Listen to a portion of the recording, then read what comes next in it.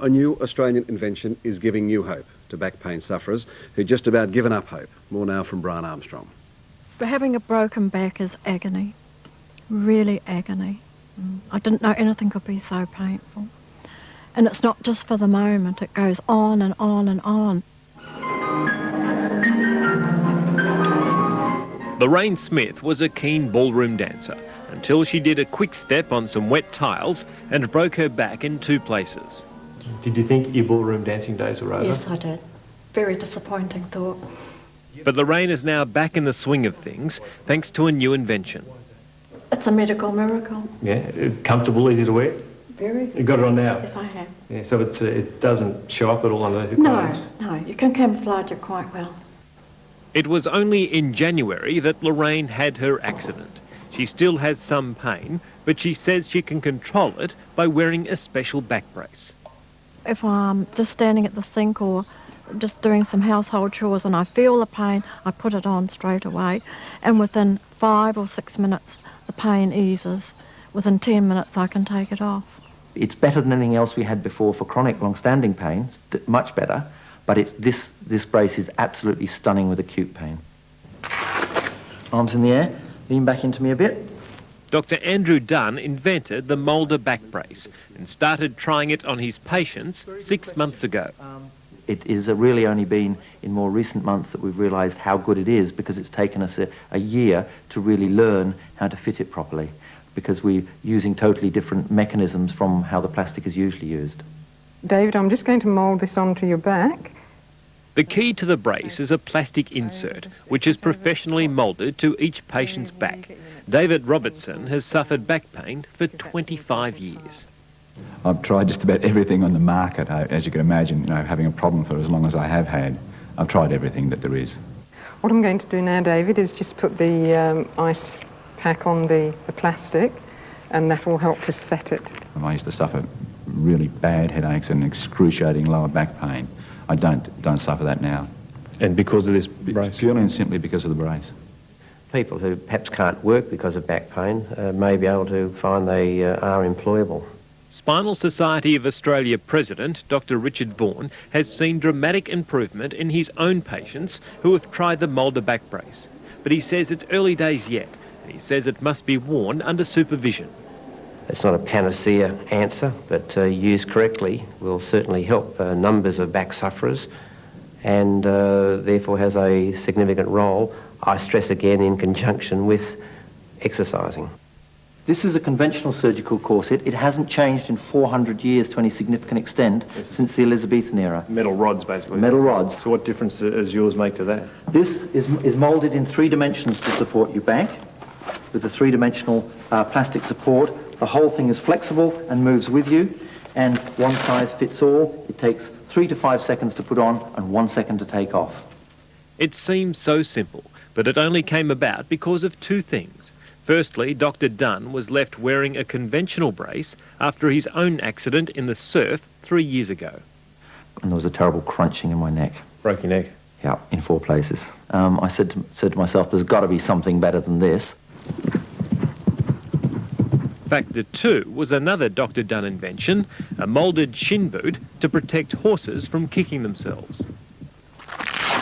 The boot contains a heat mouldable plastic, but it can be even more custom moulded if you wish to put this in boiling water, dry it, put it on your own horse's leg. And you realised it'd be perfect for backs as well? Absolutely. Between the horse boots and the back brace, this small Perth factory where it's all made will have to expand. My co-inventor went over to the United States a few weeks ago and came back with an order for $20 million worth of horse boots, but we are sure the back brace is going to be bigger. Moulder back braces are already available in Perth and will be on sale in the eastern states in a month. They cost $240 each, plus about $40 for fitting.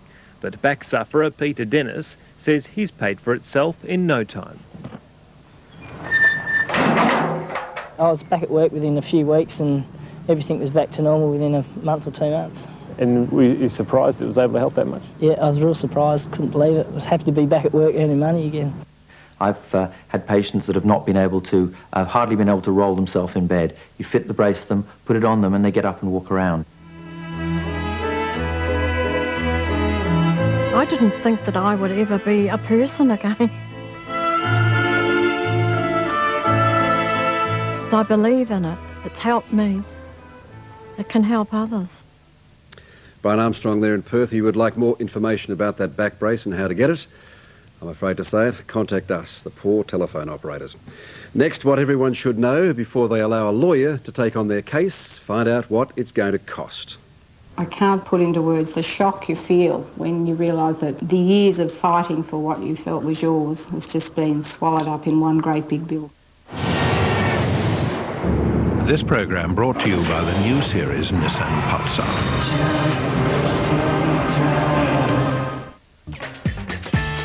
This case is no longer a fight with her ex-husband. She's challenging her own lawyer over the fees that he asked her to pay. A family court judge has ruled that Ms. Raphael was grossly overcharged because her solicitor billed her $12 a page for photocopying documents, and when he had to actually read the documents, he sometimes charged her by the number of words. Emma Alberici has the background to this extraordinary case. I frequently asked him throughout the years, where is this ending? How much is this bill? And I always got the same sort of response, don't worry about it, it'll be all right at the end, I'm looking after you. A little more than 10 years ago, Marita Raphael hired Sydney solicitor Cedric Simons to help fight her divorce case. 5 years later, the family court awarded her $682,000, which sounded great. Problem is, she only ever got a fraction of that. Her lawyers took the rest. The total bill for myself at the end was in excess of $460,000. There was on top of that, of course, valuations that he organised for me, and those would have added up to another $50,000 on top of that. So more than $500,000? Yes, more than $500,000. Mrs. Raphael spent 5 years battling her ex-husband and another 4 fighting her lawyer. Earlier this month, Justice Moss here in the family court ruled that she could never have understood the implications of the costs agreement she'd signed with her solicitor, that it had never been explained to her, and that she'd been grossly overcharged. I can't put into words the shock you feel when you realise that the years of fighting for what you felt was yours has just been swallowed up in one great big bill. In his findings, Justice Moss used photocopying charges as an example. He said the agreement had allowed $4 a page as a minimum and up to $12 a page, when the going rate back then was 80 cents. Cedric Simons also charged more than $17,000 to read appeal books on the case. He admitted in court that the costs agreement allowed him to charge that amount regardless of how much time he actually spent reading those books.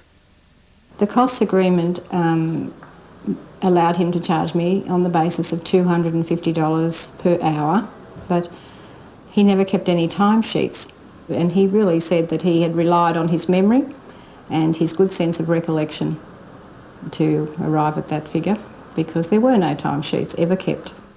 Steve Mark is the Legal Services Commissioner in New South Wales. He's been investigating complaints about the profession for the past 4 years. While he wouldn't comment on the specifics of Mrs. Raphael's case, he had this to say generally about legal bills.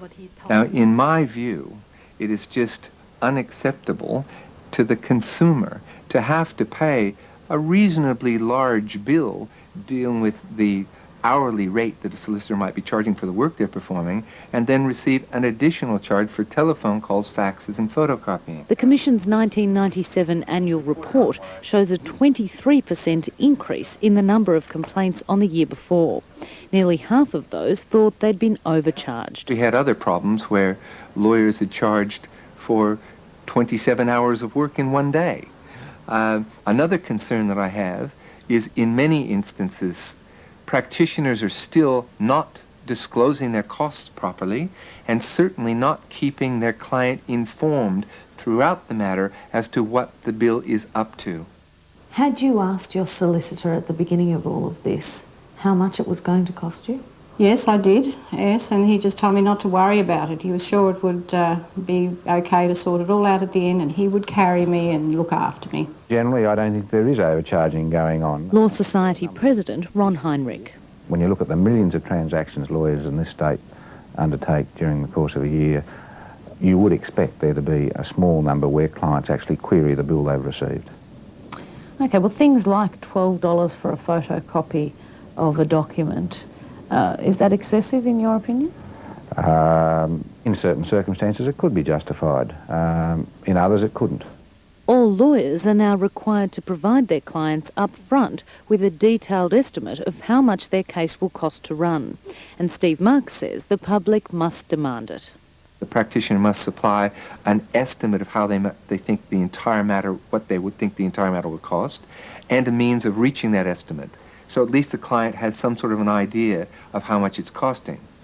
Unfortunately, a significant percentage of practitioners are still not disclosing as the law requires. Oh, my husband said, you know, if you don't agree to what I want here, this could cost us $3,000 or $4,000 in legal fees and, of course, a couple of years in court. I thought that's just impossible. Marita Raphael has now been forced to sell her home to pay the $90,000 she's so far paid to another firm of solicitors fighting her original lawyer about that bill. In court, he labelled her a Judas. That makes me feel terrible, you know, and it's an extremely derogatory remark, and money-hungry, greedy and ungrateful. Unappreciative was another word he uses, because I dared to question this amount of money. Emma Alberici with that report. While the family court judge has ruled that Cedric Simon's original costs agreement with Marita Raphael should be thrown out, Mr Simons is now appealing that decision. So this amazing and very costly legal battle goes on. Next, the Melbourne football team taking on the rest of the country, but is Sam Newman with them? It's probably not as refined as AFL. We've brought some thugs down with us. You need those in our game. Feel a healing coming on. Sometimes.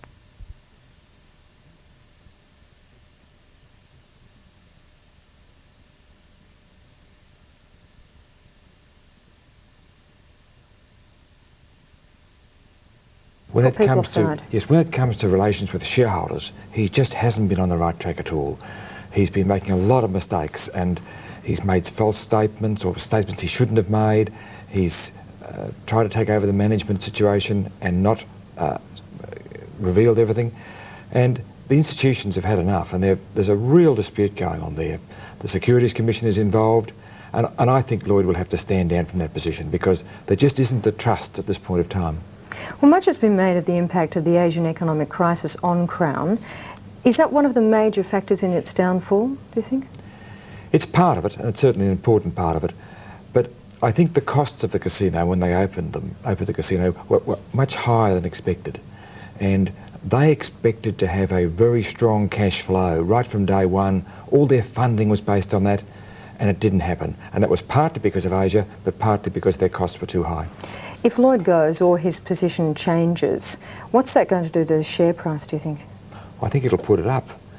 But what's very important is the unsecured credit of Lloyd Williams. The Crown Casino unsecured notes are now selling at 83 cents in the dollar. Now that puts a cloud over your operations when your unsecured credit is trading at that level, and there needs to be confidence. And if there isn't confidence in the marketplace, then that's the sort of thing that happens. Now, how important is the success of Crown to us here in Victoria and to the Kennett government? Well, I think as far as revenue to the government is concerned, that keeps going no matter what happens. But I think the perception is important. Jeff Kennett was very much involved in the success of Crown and what happened at Crown, and he'll be affected in perception basis if Crown gets into trouble. Well, if Crown continues down this path, where's it likely to lead the company? If it continued this path, I think the company might get into trouble. You can't have it... When you say trouble, what are you talking about? It could in fact fail, because if your unsecured debt is at 83 cents in the dollar, that will put pressure on the value of your freehold, and if there's pressure on the value of your freehold, then that starts to affect your solvency, and if your solvency is affected, you could lose your licence. Now they have to take a step to restore the confidence and turn that whole direction around. Do you think there's a chance that Kerry Packer may step in and take on a more hands-on role? I don't think Kerry Packer would go hands-on this one. In fact, why is that? Running a casino. I think Kerry likes to be at the other end of the casino, not running the casino. But I think Lloyd might need his help financially, because he certainly needs somebody to stand behind him at this sort of time. So if Lloyd's not the man for the job, who is? The obvious person to be chairman is Kevin Gosper. He's the deputy chairman. The difficulty with Kevin is that he's been around a while and all these things have been happening, and that puts a bit of a cloud over him. I think he'd do the job well, but the institutions may demand someone from right outside. So this looks like the end of Lloyd's dream, doesn't it? No. I think there's a good chance that he'll continue to run the casino. And right now he's fighting on too many fronts. He's fighting the shareholders, he's trying to fix the casino up, he's got all the problems with the asset valuation. Get him out there running the casino and enjoying himself running the casino, and he'll do a good job at it. OK, Robert, thank you very much for coming in tonight. Thank you. Thanks for that. Well, coming up, mothering the swans who've just left their nest. Great, guys. Chocolates on a plate, everything. She's really great. She's like a second mother to me. Good having Mum there. It makes it a lot easier. Oh, wow. Cockroaches. A dull bludger's worst nightmare. Summer Bay's first Bonta Burger employee. Can he get out of this one? I'm sure you will find this as fascinating as I did. Home and Away, next on 7. Good, okay, what colour is the grass? Green! What colour is my sweater? Blue! What colour are my teeth? Beige. Off-white. Stucco. Another old pale. No matter how great your smile is, don't you wish it could be whiter? Introducing Colgate Sensation Whitening. It has a special ingredient that gently breaks down stains that can discolour teeth. Let's try this again. For whiter teeth, Colgate Sensation Whitening.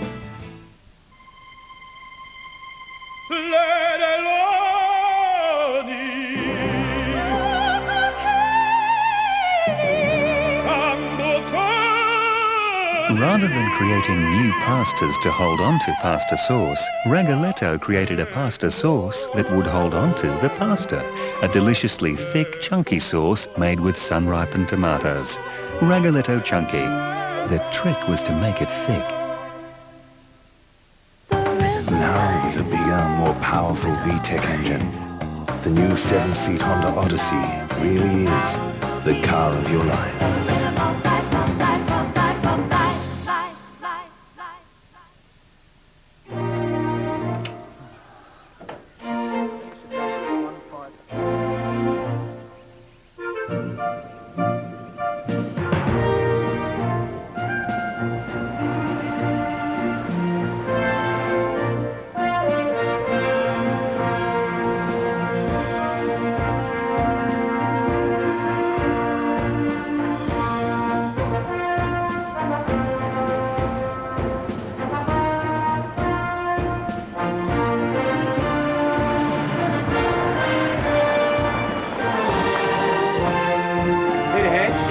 RACV is a lot more than just roadside service, so if you're a member, make the most of it.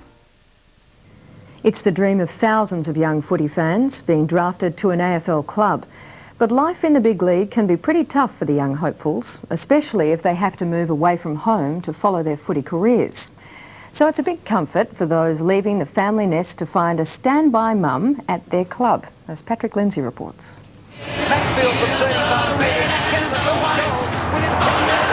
It's that time of year again.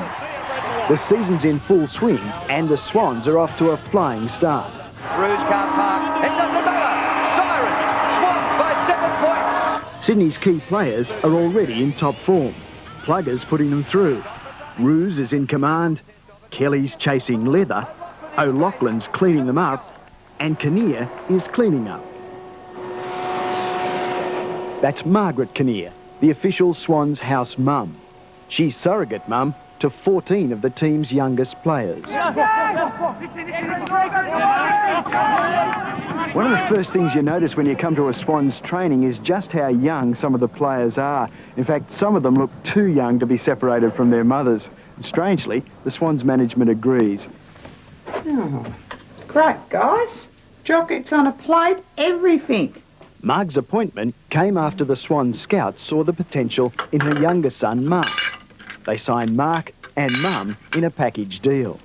Well, Mark got drafted as a 17-year-old, and Sydney offered me would I like to come up as well, and I jumped at it. Good having Mum there.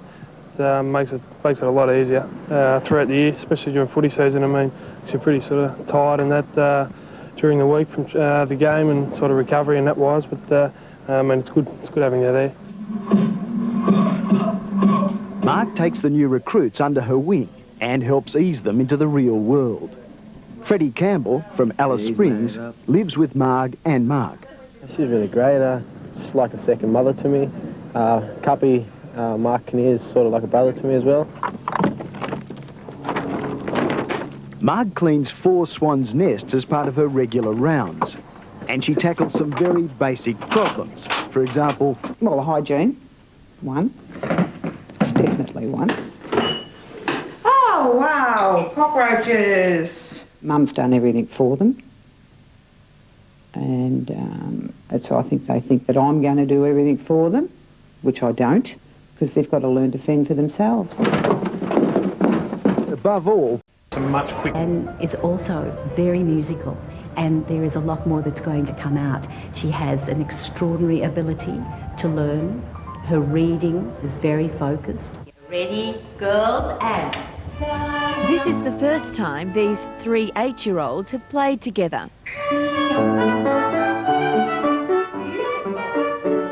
They're the youngest of the 18 children taking part in the National Music Academy's inaugural junior program. And tempo. Their teacher for the week-long music camp is Nahama Patkin. They are very keen to learn. They love learning. They love finding out new things. They love creating. At just 8 years old, Hannah Sun is a veteran.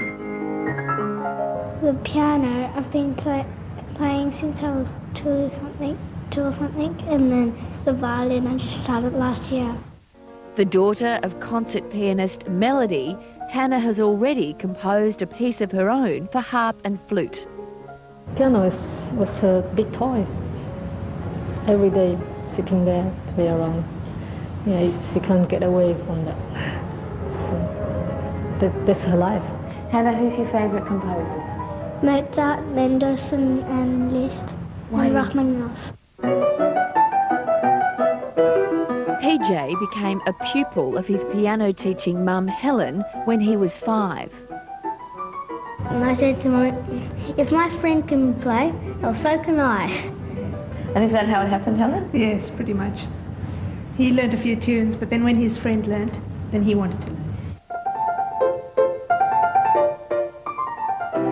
But Leanne Lee's musical talent was discovered by chance. We just started her on the piano by chance and found that she's very good at it. So where do you think the talent comes from, Leanne? Mum. But Mum doesn't play. No, Mum doesn't play. So it's a mystery. Yes. These 3 children are very good. They're very skillful. They have enormous potential. They have incredible ability with their fingers. Their fingers are very agile. But more than that, they know how to use their brains. And you can see those talented little kids in concert at South Melbourne Town Hall on the 18th of April. And that's the show for tonight. Thanks for joining us. Now, for those of you who are getting ready for your Easter break, have a great 4 days off and take it easy on the roads. We will be here tomorrow at the same time, nevertheless, so I look forward to your company then. Good night.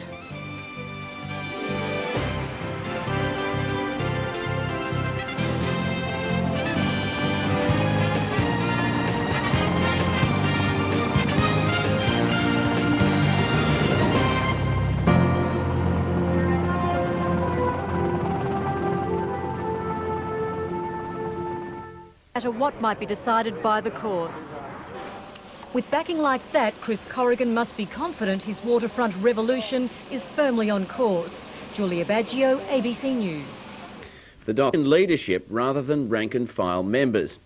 And Labor's accused him of being more interested in union busting than improving productivity on the docks. After the tumult and the shouting, today John Howard was playing the statesman. The purpose of waterfront reform is not some kind of ideological anti-union push, vendetta or crusade. A far cry from the strident rhetoric less than 24 hours ago. Members of the MUA have created their own predicament. Today, though, it's not the rank and file, but the leaders of the MUA who are to blame. The leadership of the Maritime Union of Australia has been out of step with the interests of the members of that union. The union has not served, the unionists have not been well served by the behaviour of their leaders. The change in tone came as Liberal premiers in 2 states expressed doubts about the mass sackings, doubts exploited by Kim Beazley. For example, the workers at Burnie, at Patrick's operation in Burnie in Tasmania, had got up to 33 containers an hour. Mr. Reith's target was 25. They were routinely achieving 25. What is their reward? Sacked. Why? Because they are members of a union. Buoyed by the federal court injunction ordering Patrick Stevedores to hold off on its sackings, the opposition is pressing its argument that the dismissals were illegal under Peter Reith's own Workplace Relations Act. It's not about productivity. It's about freedom of association and the government's desire to deny it. The Prime Minister's still ducking questions about the legality of Patrick's actions. I have no advice suggesting for a moment it has acted illegally, but ultimately I am not the company's legal advisor. And, adds Mr Howard, the government will support the company while it acts within the law. Jim Middleton, ABC News, Canberra.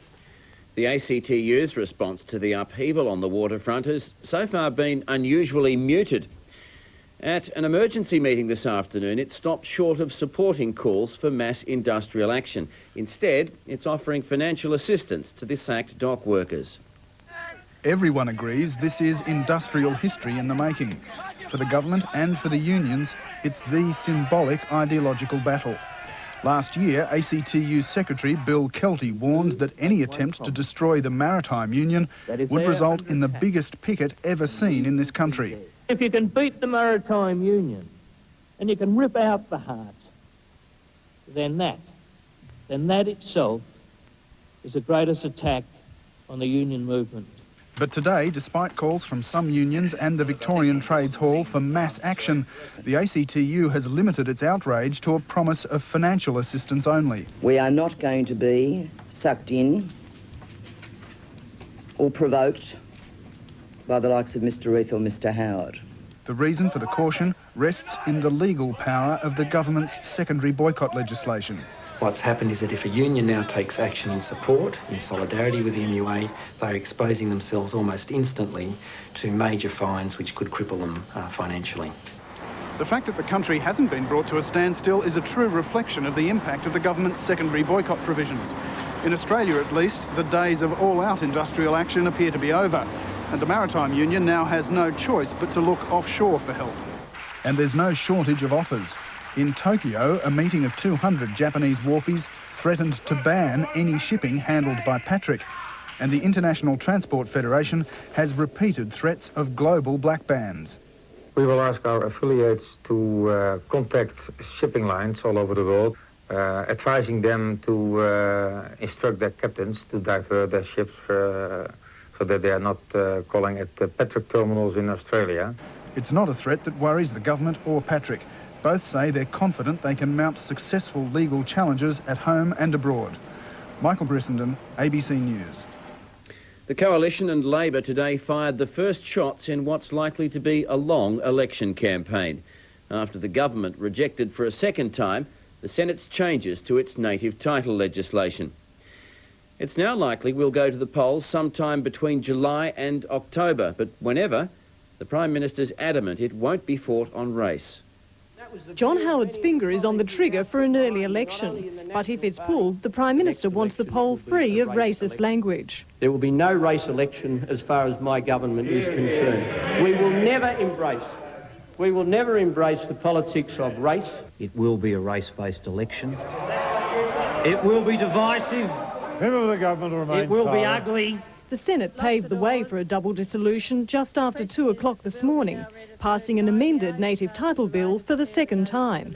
7 hours later, in a special sitting, the government rejected the Senate's amendments as unacceptable. What we're about is a fair outcome, an equality of rights, but a determination which now must go before the people of Australia. Mr. Howard won't say when, but he agrees he now can't serve his full 3-year term. Well, I can't. If there's to be a double dissolution, I've got to tender advice to His Excellency well before the 29th of October. The government would then expect to have the numbers in a joint sitting of Parliament to pass its WIC bill. The opposition has already shifted into election mode. We are the underdogs in this election campaign and we'll fight it hard to win it. As much as the Prime Minister might want to ignore the race issue, I can assure him that the One Nation Party won't. And Independent Senator Brian Harradine has warned the long-term result could be a more hostile Senate. Well, it would be a loss of coalition senators and a large number of loonies in the Senate. Australia's international reputation. Like myself. Yeah. He felt the strain of last night's marathon sitting. I'm seeing double. So was the government, as Senator Harradine dealt the WIC bill 2 fatal blows.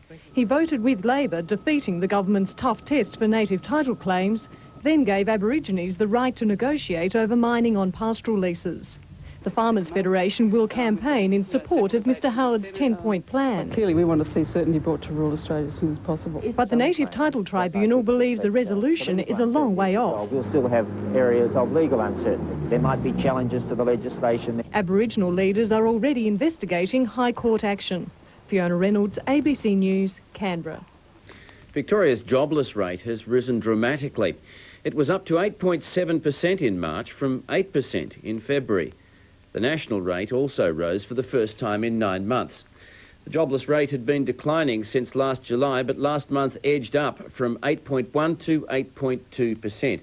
That was due to a fall in employment of 15,500, contrary to market expectations. The positive feature is that the full-time employment growth that we've had over recent months has been fully maintained, and that the only slight loss has been in part-time employment. Dr Kemp says the government is still on track to achieve its budget forecasts for jobs growth. Police have confirmed a man found brutally murdered in a Cambodian hotel room was Melbourne businessman Max Green. His body was exhumed last night as part of a coroner's investigation. Mr Green was allegedly behind a $38 million investment fraud. The federal courts now appointed a liquidator to search for the missing millions. State Coroner Graham Johnston ordered Mr Green's body be exhumed for formal identification. Mr Green was found dead in a hotel room in Phnom Penh on March 24, his face battered beyond recognition. The federal court heard he'd offered investors a scheme to purchase and lease heavy equipment for projects such as CityLink. It's since been revealed Mr Green took $38 million, and most of that money's now missing. Melbourne businessman Richard Pratt deposited $1 million in a trust account. Transfield were involved. We were recommended by Horwath and Horwath. There are a lot of things that made it look as if it was a real proposal.